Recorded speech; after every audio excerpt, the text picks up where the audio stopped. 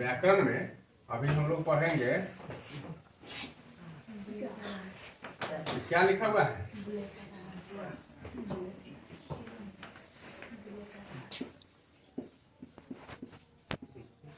इसको क्या कहते हैं? ढ। इसको क्या कहते हैं? ढ। और इसको क्या कहते हैं? ढ। यह भी है ढ और यह भी है ढ, है ना? तब हम लोग ढोलक अगर लिखना हो तब हम लोग ऐसे लिखेंगे या फिर ऐसे लिखेंगे? कैसे लिखेंगे ढोलक? नीचे वाला और ऊपर वाला गलत है ना? ढकना लिखना है होगा तो कैसे लिखेंगे? ऐसे लिखेंगे है? ढकना में तो ना होता है। और ढकना कौन सा सही है इसमें जी?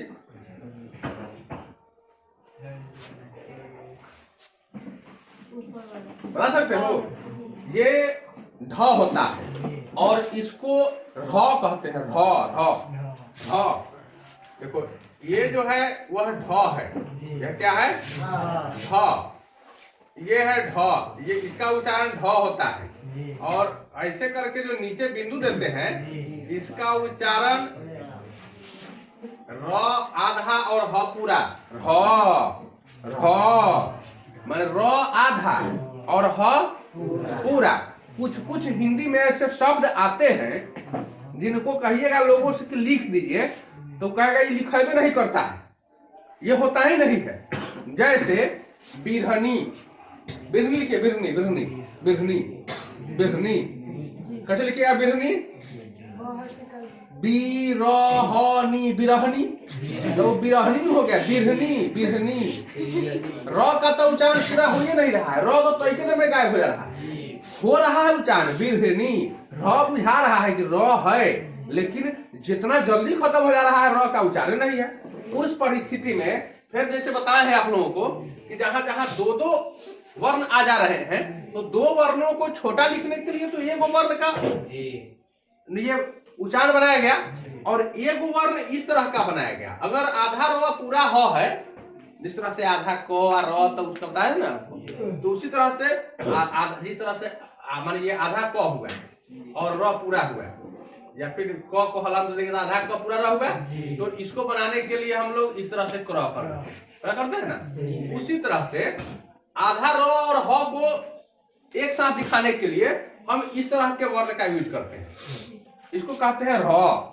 और टठा डठा में ये नहीं आता है, ये टठा डठा में नहीं आता है, उसके अलग से आता है। इसलिए इसको हम लोग र पढ़ते हैं। और जब बिरहनी लिखना होगा तो बी र और नी, ये हो गया बिरहनी। बिरहनी काट लेता है ना जी, तो ये होता है बिरहनी। बरहनी लिख दो, बरहनी, बरहनी कैसे लिखेंगे?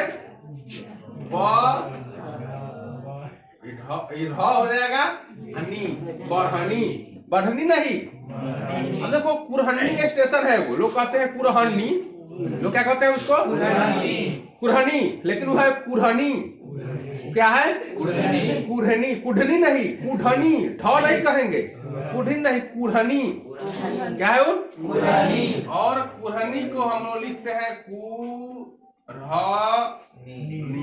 जाओगे स्टेशन पर तो देखना यही लिखा हुआ है कुरहनी।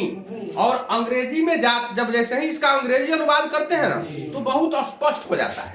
जैसे कुरहनी को हम लोग लिखते हैं KURHANI,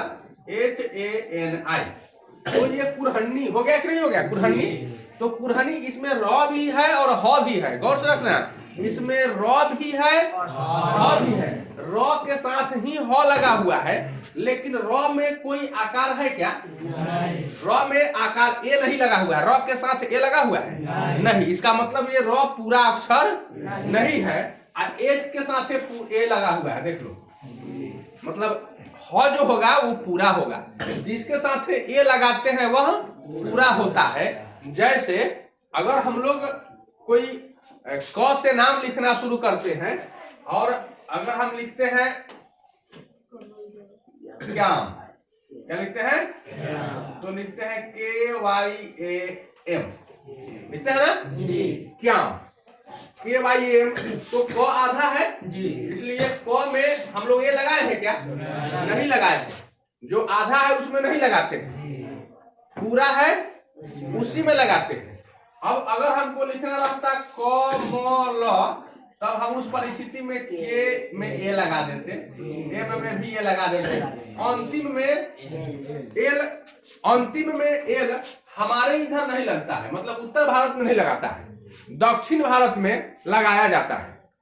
उत्तर भारत में नहीं लगाते हैं और दक्षिण भारत में ऐसे लिख देते हैं। हाँ, दक्षिण भारत में जो भी उच्चारण होता है ना, वह अंत में आकार लगाकर, जैसे कमल के कमला, राम के रामा, सुना है? राम का वहां लिखा जाता है राम लिखाएगा हिंदी में, और अंग्रेजी में इसको रामा लिखाता है।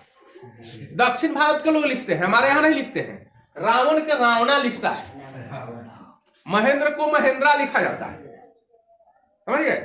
उधर जो है उस तरह का लिखा जाता है। हमारे यहाँ अंत में आकार लगाने की प्रथा नहीं है, ये प्रोनाउंसिएशन है, मतलब उच्चारण में और लिखने में थोड़ा बहुत का फर्क आता है क्षेत्रीय भाषा में।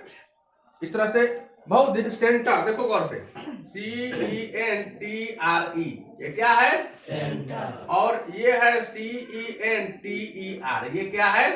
सेंटर। दोनों का एक ही अर्थ है, दो अर्थ नहीं है। इसका भी मतलब होता है केंद्र, और इसका भी मतलब होता है केंद्र।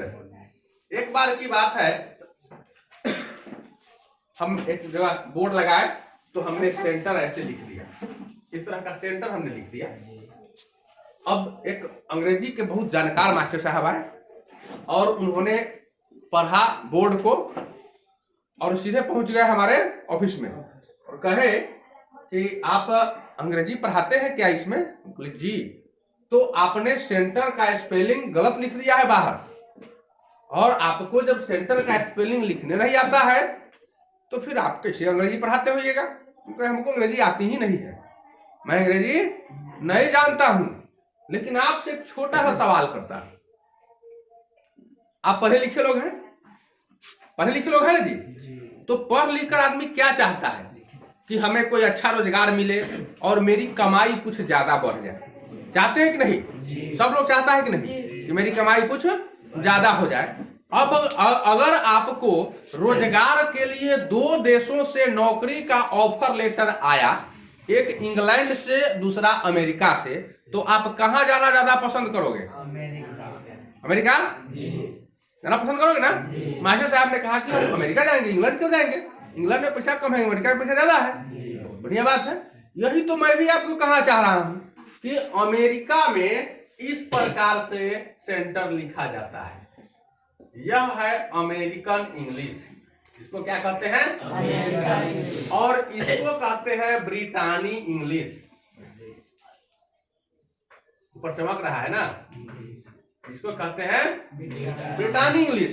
तो ब्रिटेन में इस तरह से सेंटर लिखा जाता है और अमेरिका में इस तरह से, बस कोई फर्क नहीं है, स्पेलिंग में कोई फर्क नहीं है। और मैंने डिक्शनरी लाकर उनको बता दिया कि देख लीजिए, ये सेंटर अमेरिकन इंग्लिश है और ये सेंटर, बस मास्टर साहब वहां से चले गए। तो ऐसे ही होता है, हमें ना बहुत छोटी छोटी बातें हैं। कितनी छोटी बात है, आकर तो समझे कि हम बुर्बक बना ही देंगे, पहुंचेगा जवाब देने, लेकिन जवाब उनको मिला ना जी, और उन्होंने देखा और कहा कि हम तो बड़े विद्वान बने थे, अंग्रेजी पढ़ाने आए थे, तो उन्होंने सेंटर फंसा दिया वाला और जवाब भी सुन लिया। ऐसे ही होता है। आप गहन जानकारी लीजिए, 5वां तक पढ़िए तो 5वां तक पढ़ाने की क्षमता रखिए अपने आप में, इतनी जानकारी आपके अंदर होनी चाहिए। अगर मैट्रिक पास करके जा रहे हैं यहाँ से, तो आपके अंदर इतना ज्ञान होना चाहिए कि हम मैट्रिक के बच्चों को बिल्कुल पढ़ा दे, इसमें कोई कमी नहीं रहनी चाहिए। आई बात समझ में? ये क्लियर हो गया?